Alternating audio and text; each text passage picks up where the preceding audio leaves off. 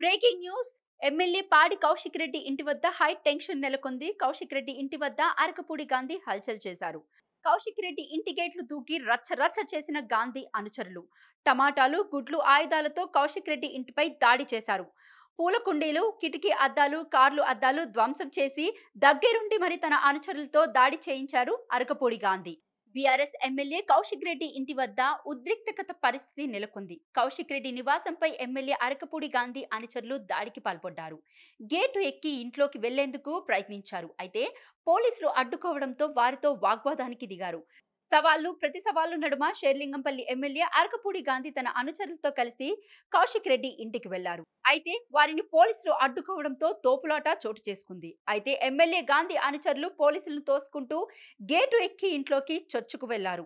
పోలీసులు వారిని నిలువరించలేకపోయారు. కౌశిక్ రెడ్డిపై కోడిగుడ్లు, టమాటాలు విసిరేశారు. కాంగ్రెస్, బీఆర్ఎస్ కార్యకర్తలు వ్యతిరేకత అనుకూల నినాదాలు చేసుకున్నారు. బీఆర్ఎస్ కార్యకర్తలపైకి ఎమ్మెల్యే గాంధీ అనుచరులు కుర్చీలు విసిరేశారు. కాగా కౌశిక్ రెడ్డిని అరెస్ట్ చేసిన పోలీసులు అరకపూడి గాంధీని మాత్రం వదిలేశారు. ఏకంగా తన అనుచరులతో కలిసి కౌశిక్ రెడ్డి ఇంటిపైకి దండయాత్రకు వెళ్లారు. పోలీసులు లోపలికి అనుమతించకపోవడంతో గేటు వద్ద బైఠాయించారు.